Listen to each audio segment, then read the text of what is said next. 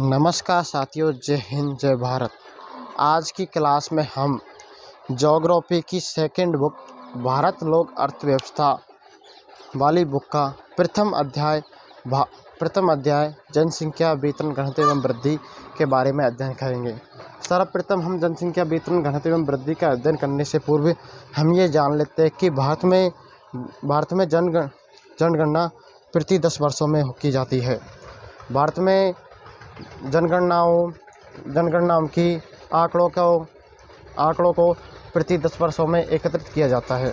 सर्वप्रथम भारत में पहली बार जनगणना 1872 में की गई थी, लेकिन वो किसी वजह से पूरी नहीं हो पाई। संपूर्ण रूप से भारत में पहली जनगणना 1881 में की गई थी। 1881 में की गई थी। उसके 2001 में भारत की जनसंख्या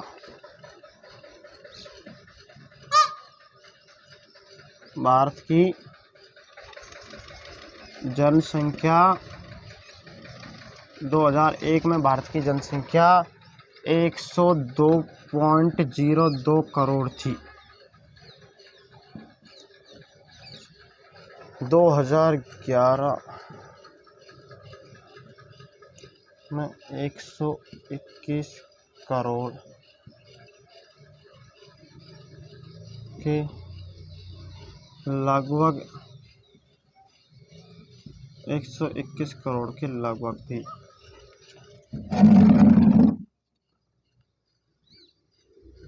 121 करोड़ के लगभग। और यूएनओ की रिपोर्ट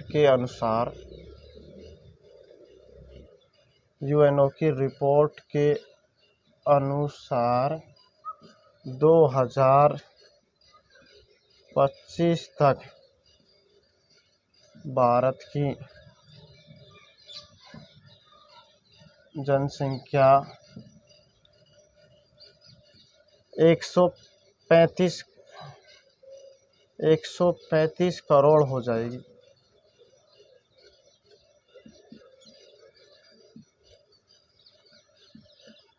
135 करोड़ हो जाएगी। अभी आप इसको नोटिस कीजिए, थोड़ी देर बाद या स्क्रीनशॉट ले लीजिए।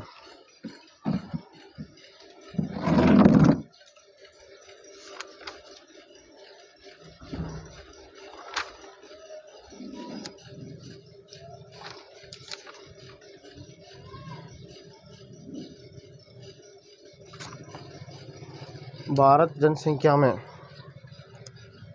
इसमें लिख देता हूँ। भारत जनसंख्या के मामले में चीन के बाद दूसरा स्थान रखता है।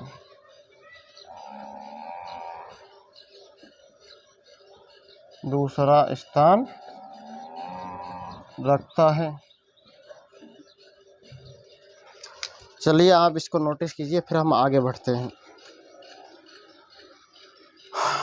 अब हम आगे के बारे में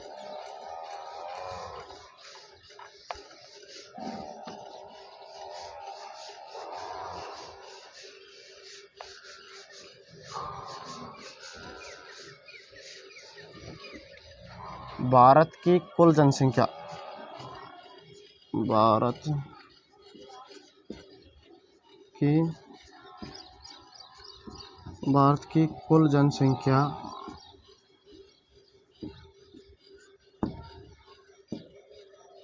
दक्षिण अमेरिका,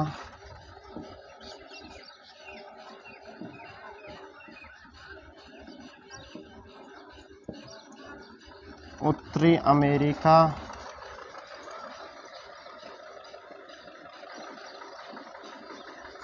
ऑस्ट्रेलिया,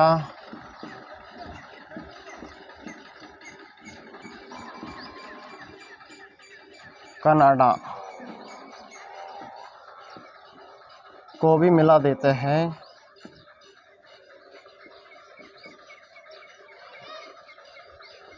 तब भी अधिक है।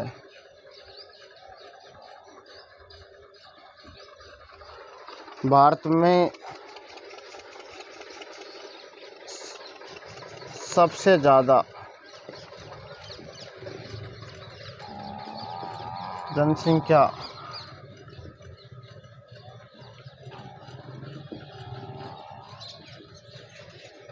वाले राज्य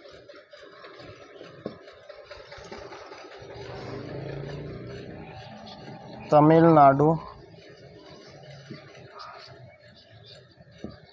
कर्नाटक, केरल, तमिलनाडु, कर्नाटक, केरल, आंध्र प्रदेश,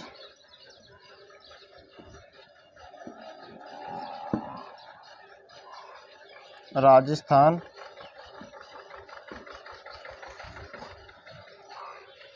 गुजरात, महाराष्ट्र,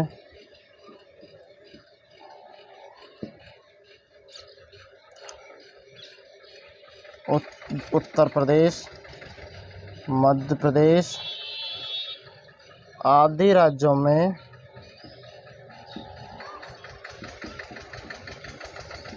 भारत की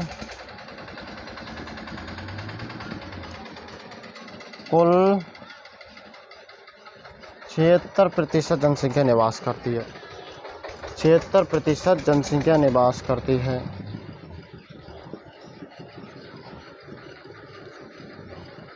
%76 जनसंख्या निवास 73% जनसंख्या निवास करती है।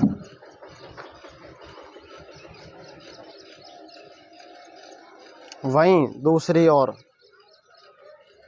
जम्मू कश्मीर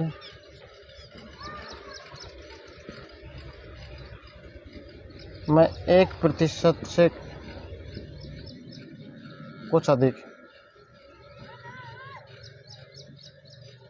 1% से कुछ अधिक अरुणाचल प्रदेश में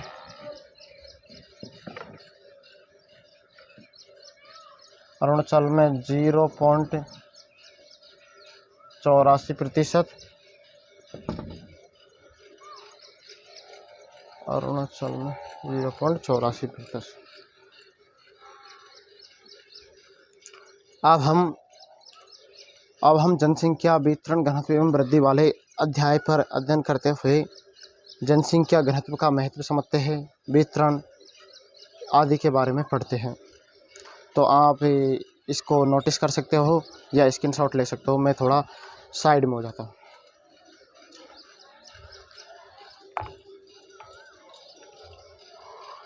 चलो देखते हैं।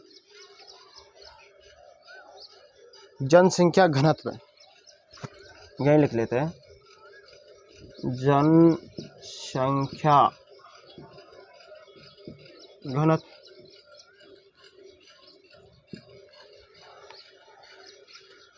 प्रति इकाई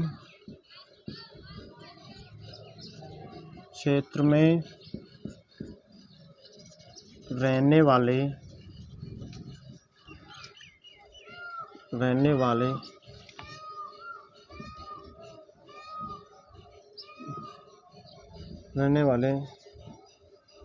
व्यक्तियों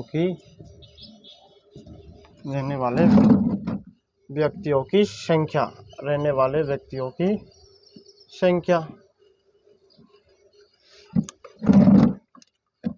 2011 की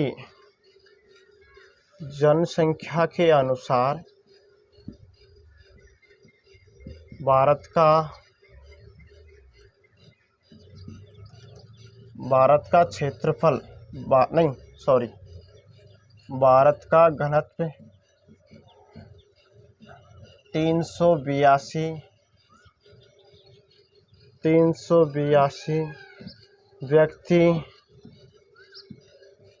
व्यक्ति वर्ग किलोमीटर प्रति है।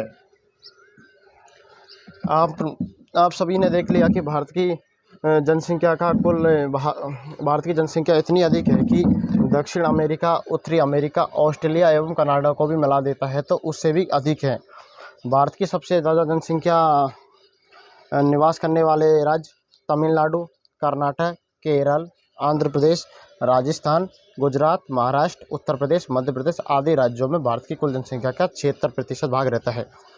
इसके साथ जम्मू कश्मीर एवं अरुणाचल प्रदेश के साथ साथ पर्वतीय प्रदेशों में जनसंख्या घनत्व निम्न पाया जाता है। जम्मू कश्मीर में कुछ 1% से कुछ अधिक ही जनसंख्या निवास करती है।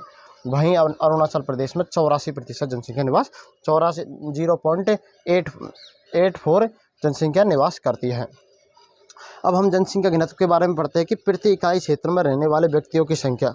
अगर हम सामान्य भाषा में देखा जाए तो 1 किलोमीटर क्षेत्र में रहने वाले व्यक्तियों की संख्या को ही जनसंख्या घनत्व कहते हैं। तो 2011 में भारत की जनसंख्या 2011 की जनगणना के अनुसार भारत की जनसंख्या घनत्व 382 व्यक्ति प्रति वर्ग किलोमीटर है। तो देखा जाए तो 1951 के दशक में 1951 के दशक में भारत की जनसंख्या का घनत्व भारत की जनसंख्या का जनघनत्व 117 व्यक्ति ही था।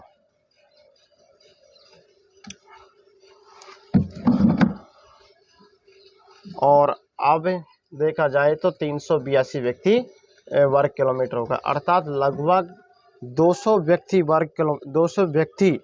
प्रति वर्ग किलोमीटर जनसंख्या की बढ़ोतरी हुई है।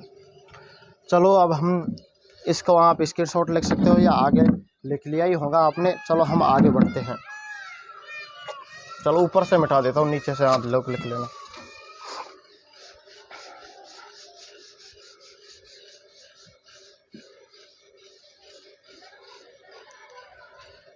राज्यों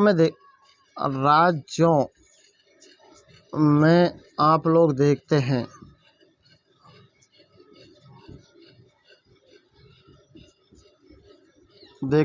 तो सर्वाधिक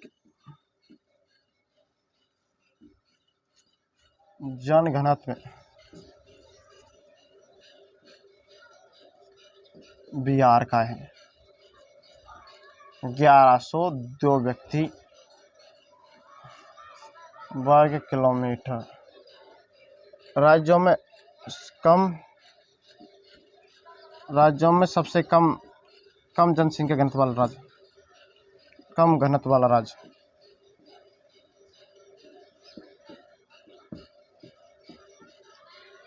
अरुणाचल प्रदेश।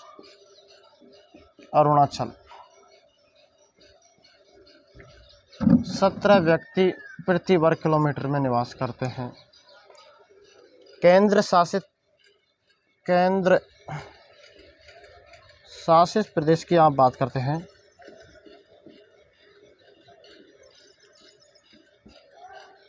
केंद्र शासित प्रदेश की बात करते हैं।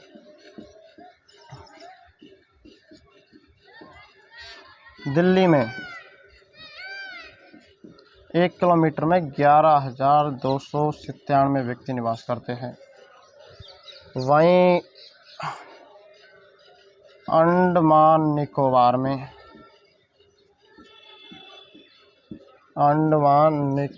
में 46 व्यक्ति प्रति वर्ग किलोमीटर निवास करते हैं। तो आप लोगों ने देख लिया कि सर्वाधिक राज्यों में सर्वाधिक जनघनत्व बिहार का है, 1102। सबसे कम जनघनत्व वाला राज्य अरुणाचल प्रदेश। केंद्र शासित प्रदेश में सर्वाधिक जनसंख्या घनत्व दिल्ली का है, 11,297 व्यक्ति 1 किलोमीटर क्षेत्र में निवास करते हैं। और केंद्र शासित प्रदेश में अंडमान निकोबार को देखा जाए तो 46 व्यक्ति प्रति वर्ग किलोमीटर क्षेत्र में हो गए। अब ये क्लियर हो गए।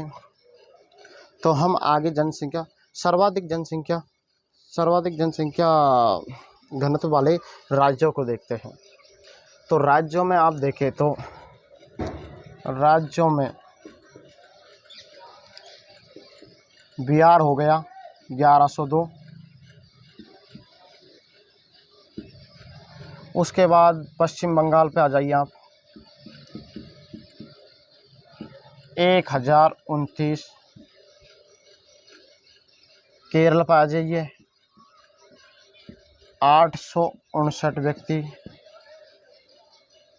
उत्तर प्रदेश पे आ जाइए 555 व्यक्ति निवास करते हैं।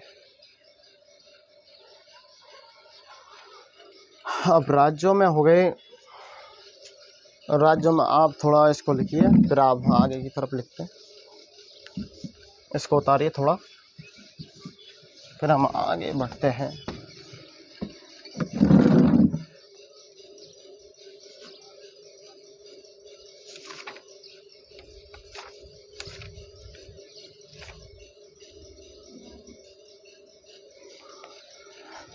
जनसंख्या घनत्व हो गया। अब हम जनसंख्या वृद्धि के बारे में पढ़ते हैं।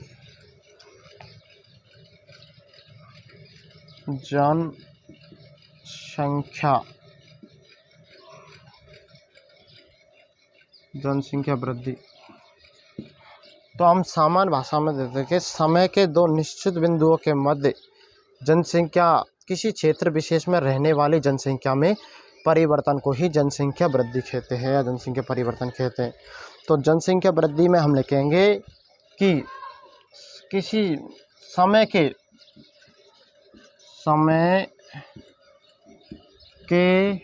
दो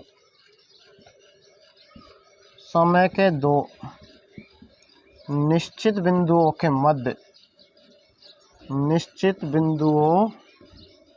के मध्य जनसंख्या में किसी क्षेत्र विशेष में, निश्चित बिंदुओं के मध्य किसी क्षेत्र विशेष में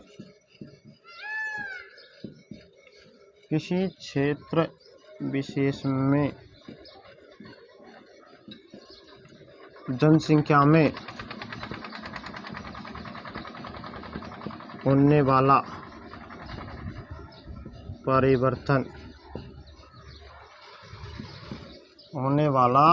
परिवर्तन को ही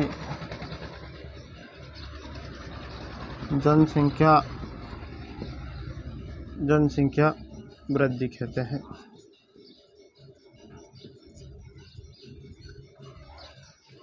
जनसंख्या वृद्धि कहते हैं समय के दो निश्चित बिंदुओं के मध्य जनसंख्या में होने वाले परिवर्तन को जनसंख्या वृद्धि कहते हैं।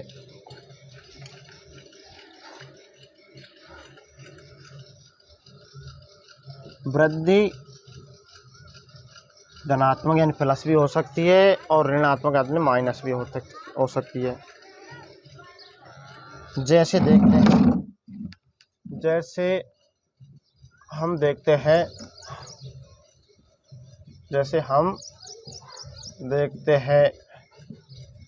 कि जैसे हमने ले लिया 2001 और 2011, तो ये समय के दो बिंदु हो गए।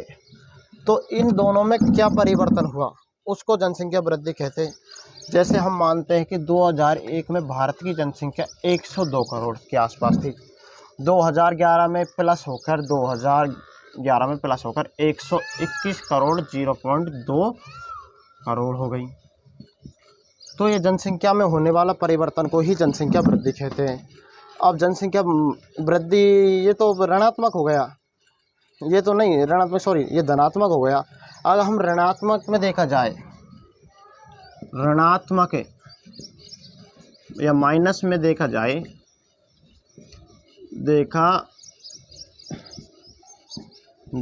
तो 1901 से 1921 वाले दशक में देखते हैं। 1921 वाले दशक में देखते हैं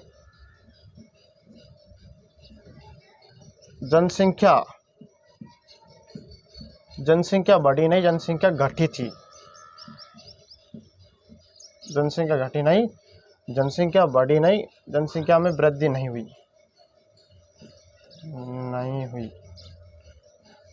हुई। अर्थात क्योंकि 1901 से 1921 के दशक में अकाल पड़ी,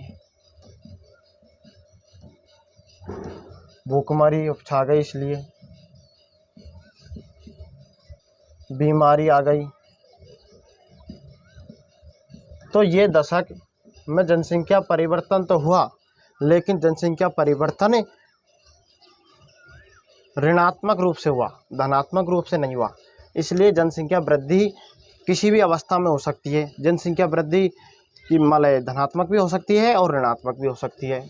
आप लोग देखते हैं कि जनसंख्या वृद्धि के कारण एक तो प्रवास भी जनसंख्या वृद्धि में प्रवास भी जनसंख्या वृद्धि में होने वाले परिवर्तन के लिए प्रवास भी जिम्मेदार है, क्योंकि व्यक्ति अपने दैनिक जीवन की अपनी आवश्यकताओं की पूर्ति करने के लिए अपने निवास स्थान को छोड़कर दूसरे स्थान पर चला जाता है, तो इसलिए भी जनसंख्या में परिवर्तन हो जाता है। तो चलिए आप इसको लिखिए, फिर हम थोड़ी देर बाद में और आगे की चर्चा करेंगे।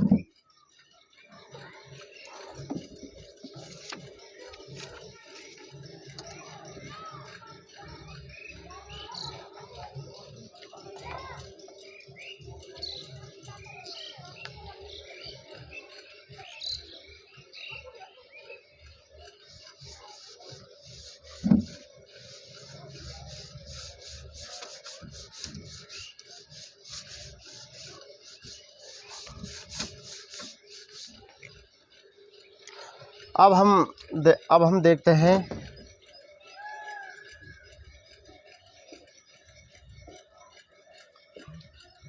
भारत में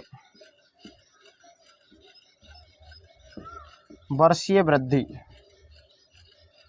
जनसंख्या में वर्षीय वृद्धि 6.4% बढ़ती है बस वर्षीय, और दशकीय वृद्धि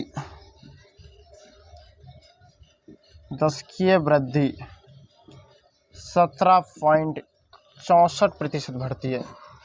ये सभी आंकड़े हमारी किताब के अनुसार लिए गए हैं, और ये नए आंकड़े शायद मेरे हिसाब से ये 2011 की जनसंख्या के अनुसार ही लिए गए हैं।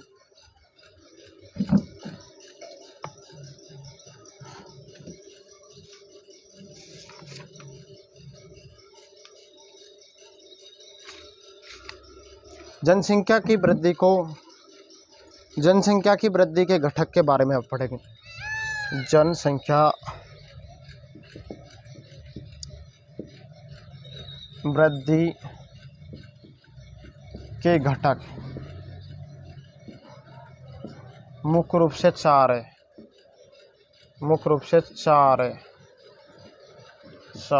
है। हम प्रथम को देखते हैं। प्रथम घटक या के घटक को देखते हैं।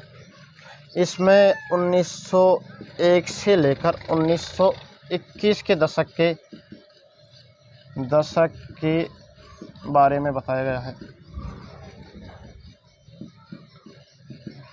दशक के बारे में बताया है। 1901 से 1921 के दशक के बारे में बताया गया है। इस समय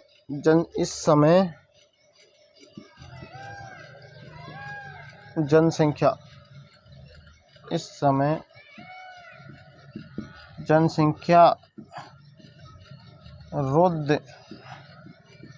रुद्ध एवं स्थिर थी। इस समय जनसंख्या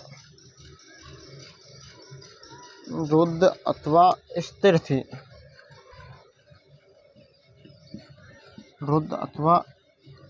इस समय जनसंख्या रुद्ध एवं स्थिर थी।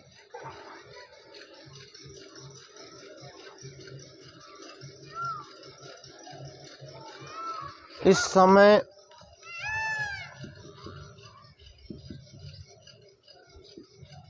जन्म दर भी उच्च था और मृत्यु दर भी उच्च था। मृत्यु दर भी उच्च था। इस समय ऋणात्मक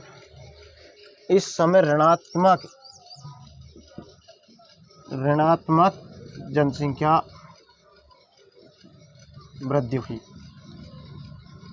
ऋणात्मक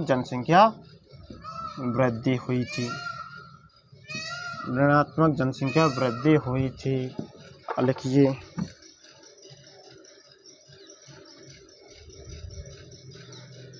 कारण। अब ऋणात्मक जनसंख्या होने के कारण, अब आप लोग कारण लिखिए। अब कारण यहाँ लिख देते हैं। दूसरी, अकाल आ गया था उस समय, अकाल के कारण लोगों को भोजन की कमी हो गई। तो मुख्य कारण अकाल, भोजन की कमी, स्वास्थ्य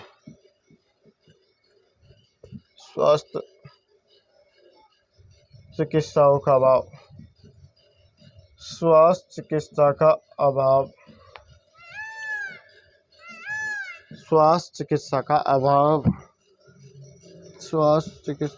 अभाव,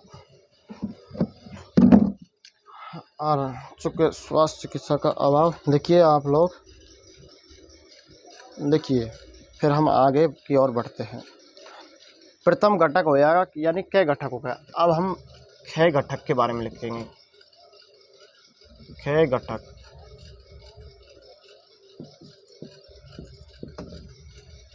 प्रथम घटक। द्वितीय घटक में 1921 से 1951 के दशक की जनसंख्या की वृद्धि के बारे में हम जानेंगे। तो क्या हुआ, द्वितीय घटक में 1921 से 1951 के दशक के बारे में बताया। के दशक में 1921 से 1951 के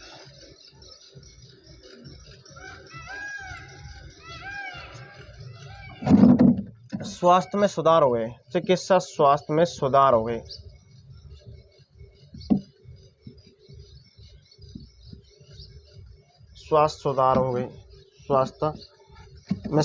चिकित्सा स्वास्थ्य में सुधार हो गए थे।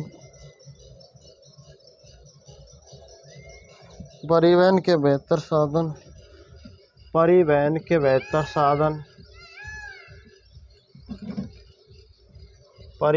बेहतर साधन हो गए।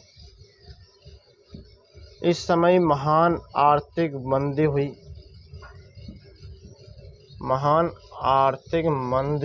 का समय था। महान आर्थिक मंदी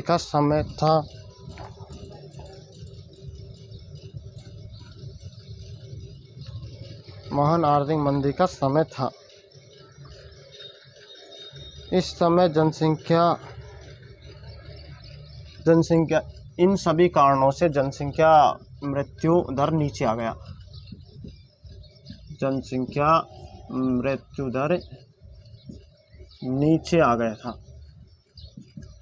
नीचे आ गया था। आप श्लोक लिखिए, फिर हम आगे की ओर बढ़ते हैं।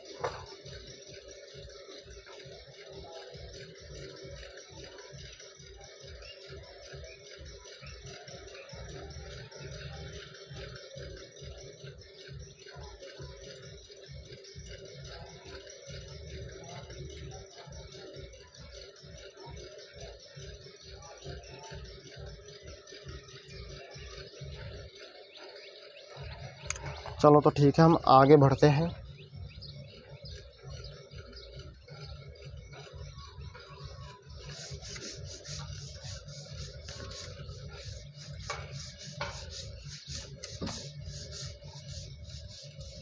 तृतीय घटक,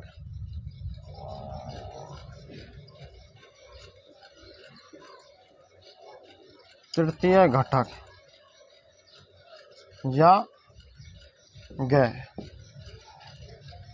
1981 से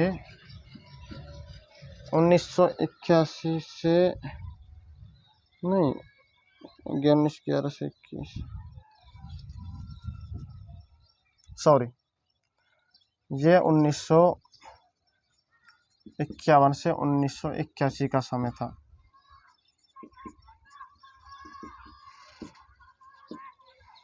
इस समय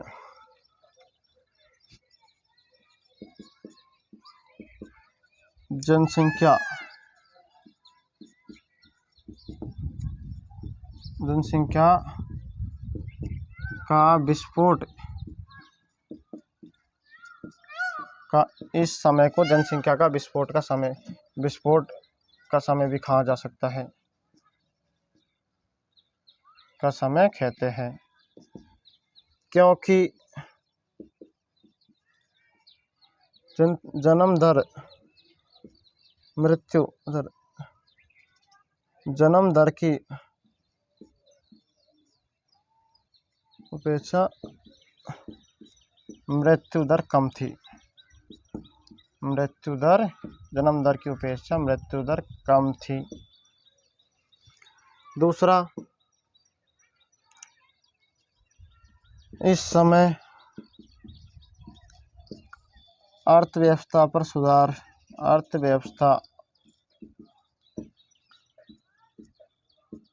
के सुधार पर जोर दिया।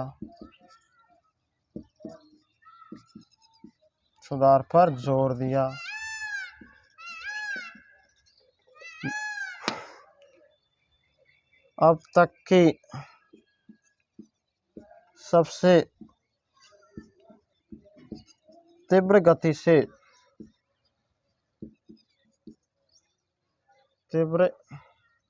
से बढ़ने वाली जनसंख्या थी।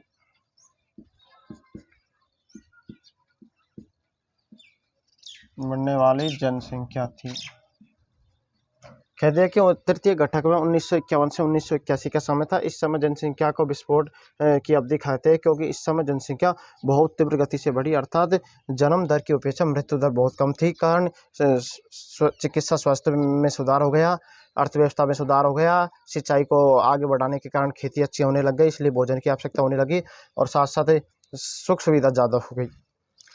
इस समय जनसंख्या वृद्धि दर प्रति वर्ष 2.2% की वृद्धि दर हुई। तृतीय घटक आप इसको लिखिए, फिर हम आगे की ओर बढ़ते हैं।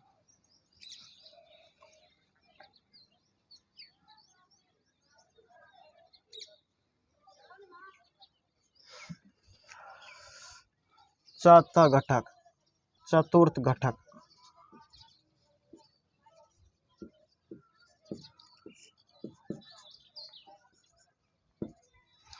1981 के बाद का समय।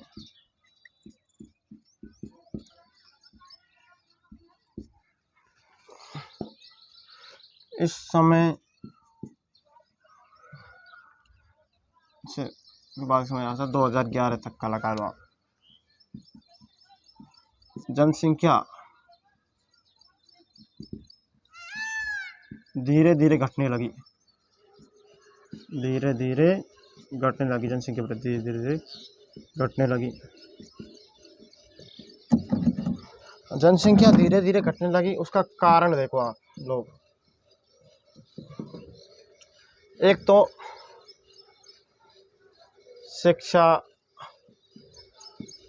शिक्षा में सुधार, विशेषकर महिला शिक्षा। विवाह की उम्र बढ़ा दी गई।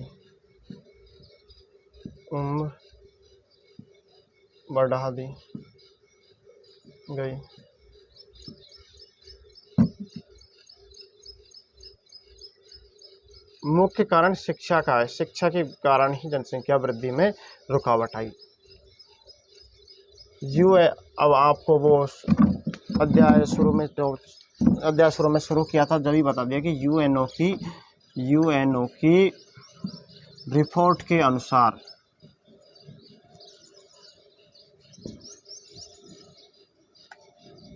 यूएनओ की रिपोर्ट के अनुसार 2025 तक भारत की जनसंख्या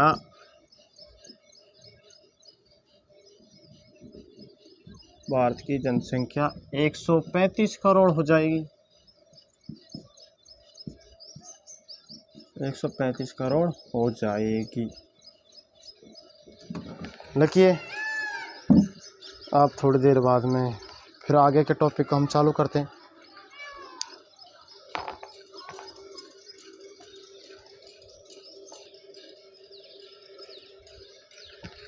अब हम इसको उठाते हुए आगे की ओर बढ़ते हैं।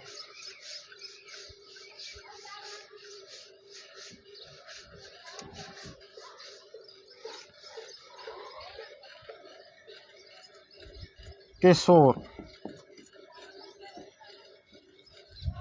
किशोर किशोरिया जनसंख्या का पार्ट का ही दूसरा भाग है। पार्ट में ये मुख्य रूप से 3 नंबर का क्वेश्चन के रूप में बनेगा बोर्ड में। किशोर किशोरिया, तो भारत की जनसंख्या का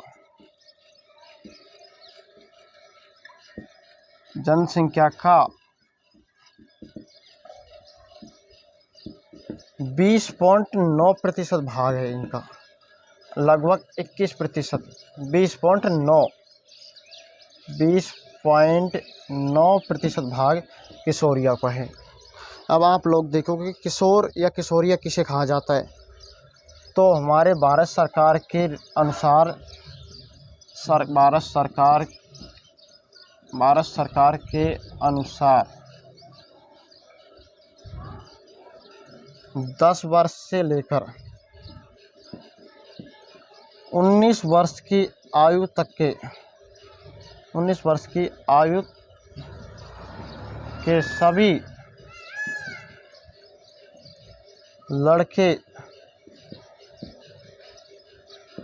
लड़कियां किशोरी है, किशोर या किशोरी है। अगर हम 20.9% में देखा जाए तो किशोरों की प्रतिशत, किशोर यानी लड़कों का प्रतिशत है लगभग 52.7, 52.7%। किशोरियों का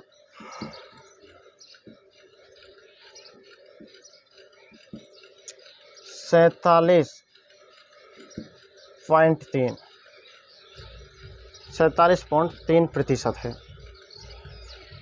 तो ये अपने मार्ग से न भटके, अपने मार्ग से न भटककर अपने लक्ष्य पर ध्यान दे। इसलिए हमारे सरकार ने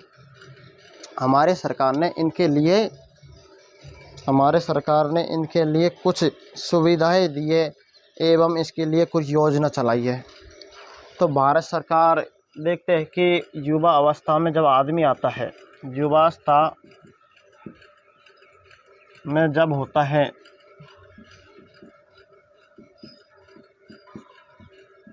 तो ये उम्र ही ऐसी होती है कि इस समय किशोर किशोरियाँ अपने लक्ष्य पर ध्यान नहीं कर पाते एवं अपने लक्ष्य से भटकने लग जाते हैं। इसके लिए हमारी सरकार युवाओं को प्रेरणा देने के लिए वो कुछ प्रयास करते हुए कहती है कि इस समय किशोरियों के साथ क्या हालत हो रही है, किशोरियों के साथ।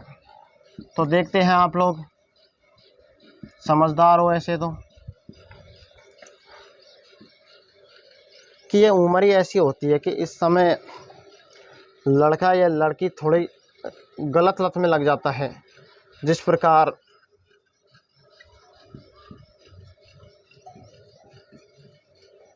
आप देखते हो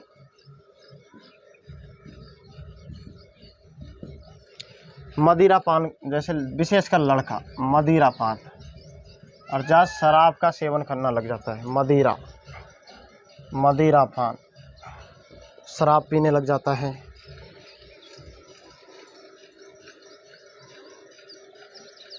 मदिरा पान शराब,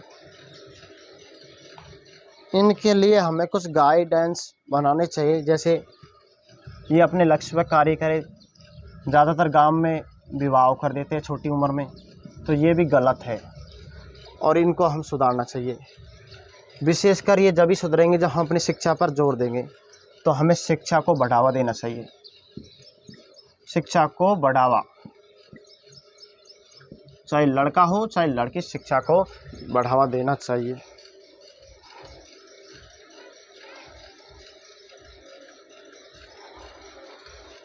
इसके लिए हमारी सरकार ने UNO YNO इसके लिए हमारी सरकार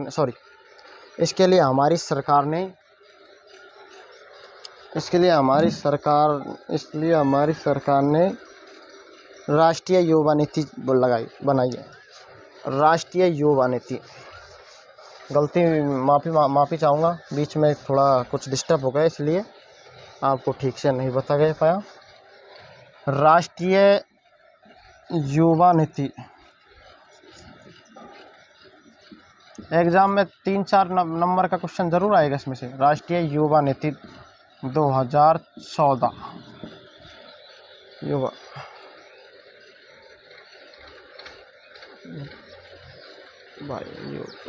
राष्ट्रीय युवा नीति 2014 ये हमारे प्रधानमंत्री नरेंद्र मोदी जी की टाइम पर ही आई थी।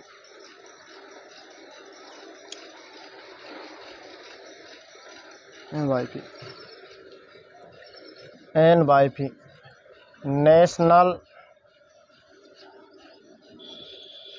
National youth policy.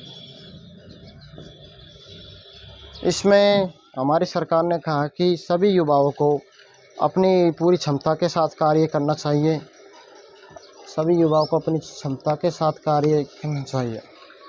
तो राष्ट्रीय युवा नीति का मुख्य कारण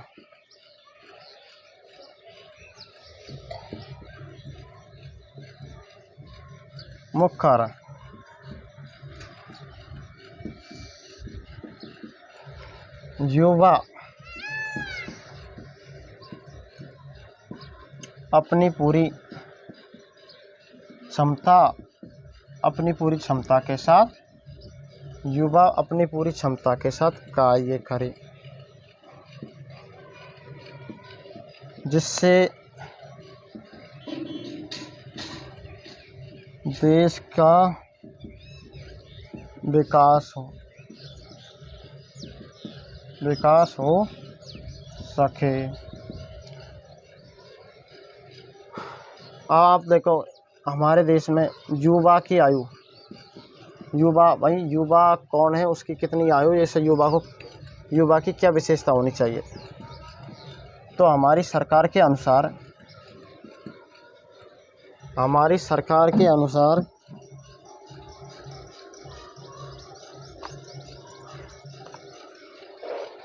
15 वर्ष से 29 वर्ष वाले लोगों को युवा माना है।